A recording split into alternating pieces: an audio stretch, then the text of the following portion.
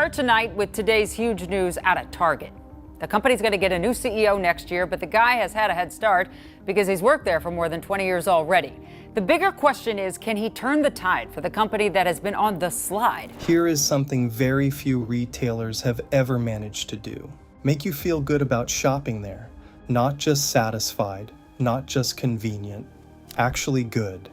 Like the act of walking through those automatic doors and filling that red cart said something meaningful about who you were. You had taste. You had values. You were the kind of person who refused to choose between style and affordability, between quality and conscience, between looking good and doing good. That feeling had a name, Tarzhay, spoken with a fake French accent, a wink, and genuine affection.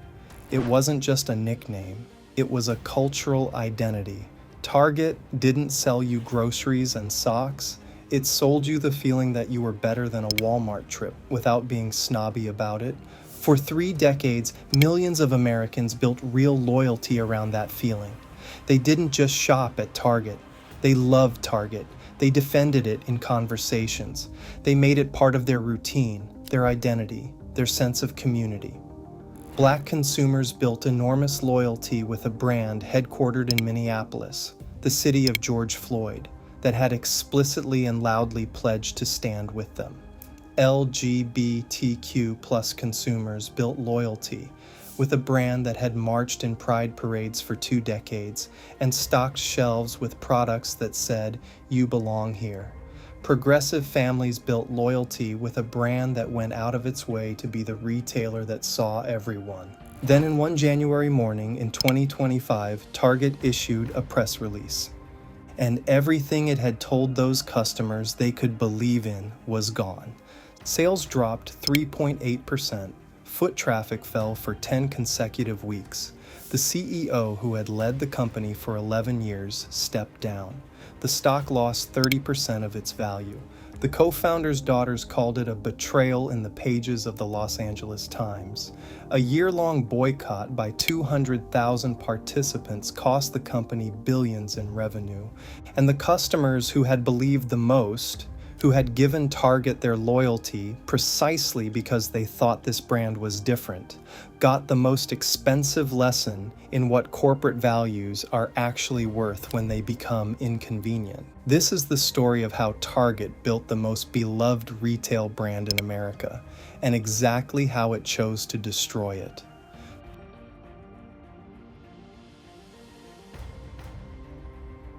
Target's origin story doesn't start with a feeling. It starts with a practical problem.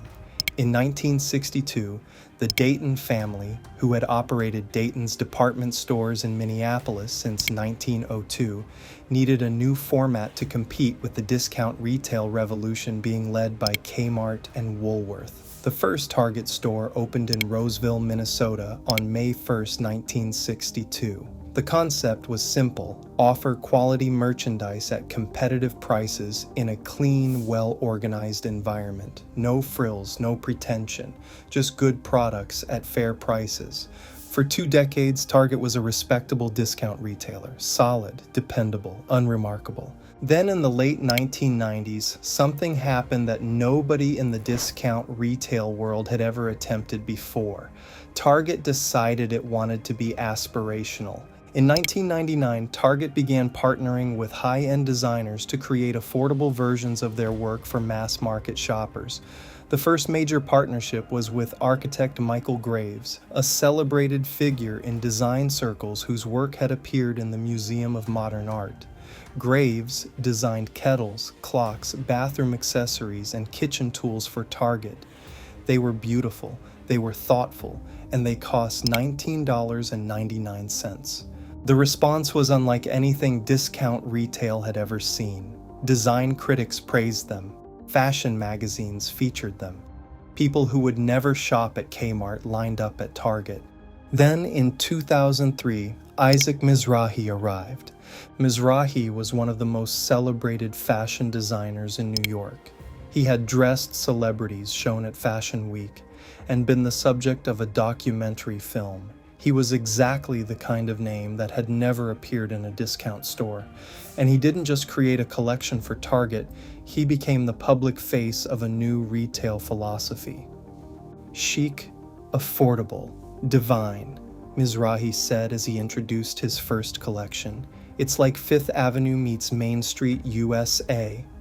That line, Fifth Avenue meets Main Street, USA, became the unofficial motto of the Tarzhay era.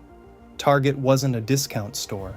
It was democratized luxury, great design for everyone, the feeling that you deserved beautiful things regardless of your income.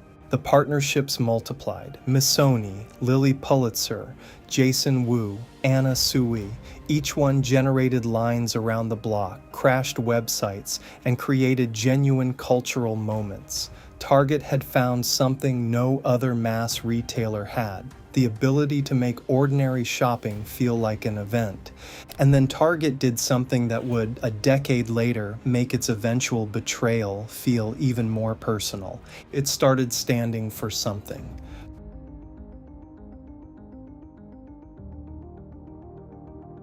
Target's evolution from discount retailer to values-driven brand didn't happen overnight. It happened in careful, deliberate steps that built genuine loyalty with communities that felt seen by a major corporation for the first time. The LGBTQ+ inclusion journey began quietly. Target started stocking Pride merchandise in the early 2000s when major corporations simply didn't do that. It began offering benefits to same-sex partners of employees before it was legally required or culturally expected. It supported marriage equality. It marched in pride parades, including for years the Twin Cities Pride Parade in its own hometown of Minneapolis. These weren't marketing decisions, at least not primarily. They were choices that cost Target something: conservative customers, franchise relationships, political goodwill, and Target made them anyway. That is the specific kind of corporate behavior that builds deep, durable loyalty.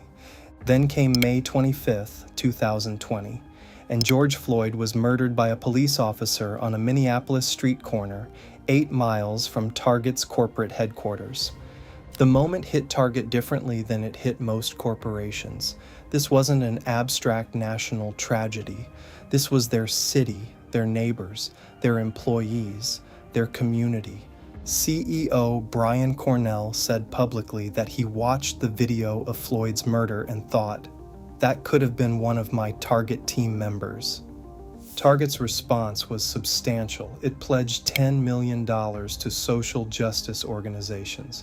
It committed to increasing its black workforce by 20% over 3 years. It established an executive racial equity action and change committee, the REACH program, specifically focused on lasting impact for black employees and customers. And then it made a promise that would come to define everything that followed. Target pledged to spend more than $2 billion with black-owned businesses by the end of 2025. Not donate, spend, purchase products, bring 500 black vendors into Target stores nationwide. Put money into black-owned construction companies, advertising firms, logistics providers. Make the entire business ecosystem of Target more inclusive in a material, measurable way. It was the kind of commitment that couldn't be walked back quietly. It had a number, it had a deadline, it had 500 real businesses that had built their futures around it. In 2022, Target was honored by the Executive Leadership Council for its outstanding commitment to achieving diversity, equity, and inclusion. The customers who had always believed in Target believed even harder. The customers who had never felt seen by a major corporation felt, finally, that this one saw them. They were wrong, but they didn't know that yet.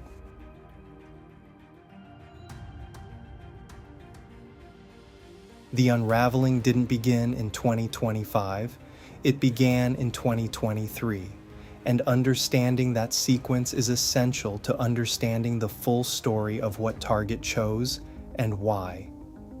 In May 2023, Target launched its annual Pride Month collection, something it had done for more than a decade without significant controversy. The collection included clothing, accessories, and home goods celebrating LGBTQ+ identity. Among the items were bathing suits designed for transgender people. What followed was a coordinated campaign of in-store harassment. Anti-LGBTQ+ activists filmed themselves confronting Target employees. Displays were vandalized. Staff received threats. The social media pressure was intense, organized, and deliberately targeted at generating exactly the kind of corporate response that would validate the campaign. Target blinked. The company moved Pride merchandise to the back of stores in some locations and removed certain items entirely, citing employee safety concerns. It was the first time Target had publicly retreated under political pressure on an inclusion issue. The co-founder's family said nothing publicly at this point, but they were watching. The financial cost was immediate. Target's comparable sales declined for the first time in 6 years in July 2023. Analysts debated how much of the decline was Pride-related versus broader consumer spending pressure, but the signal was clear. Target had discovered that its values had a price threshold. Then came 2025, and Target found out exactly what that threshold was.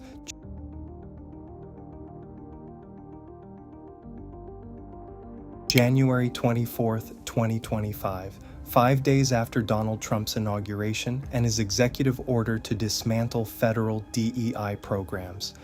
Target issued a statement announcing it was rolling back its diversity, equity, and inclusion commitments. The REACH program, the racial equity initiative built in response to George Floyd's murder, would end. The 3-year DEI goals would be discontinued. Target would stop participating in external diversity surveys, including the Human Rights Campaign's Corporate Equality Index. The $2 billion commitment to Black-owned businesses, with its December 2025 deadline approaching, was effectively canceled. The company framed it as a realignment of strategy, a focus on business neutrality, an evolution toward a new program called Belonging at the Bullseye. Belonging at the Bullseye. The customers who had been told they belonged at Target for 2 decades read that phrase and understood immediately what it meant. It meant, we said what we needed to say to attract you. Now we're saying something different because someone else is pressuring us. You were never the point. You were always the market. The response was immediate and enormous. Anne and Lucy Dayton, daughters of one of Target's co-founders, published an open letter in the Los Angeles Times calling the company's actions a betrayal of its founding values. They said they were shocked and dismayed. The founding family of the company was publicly condemning its leadership's decision. Pastor Jamal, Bryant, senior pastor of New Birth Missionary Baptist Church near Atlanta, launched a 40-day Target fast during Lent, urging his congregation and followers to stop shopping at Target from March 5th to April 17th. More than 200,000 people signed on. The fast didn't end after 40 days. It became an indefinite boycott with 4 specific demands. Honor the $2 billion pledge to Black businesses, deposit $250 million in Black-owned banks, establish community retail centers at 10 HBCUs, and fully recommit to DEI at every level of the company. For 10 consecutive weeks after the January announcement, Target's foot traffic declined year over year, down 9% in February, down 6.5% in March. The only exceptions were the 2 weeks around Easter, and even then the gains were less than 1%. In the first quarter of 2025, Target reported a 3.8% drop in comparable sales and a 2.8% year-over-year revenue decline to $23.8 billion. CEO Brian Cornell acknowledged on an earnings call that the boycotts had played a role in our first quarter performance. The co-founders' daughters had called it a betrayal. The data confirmed it.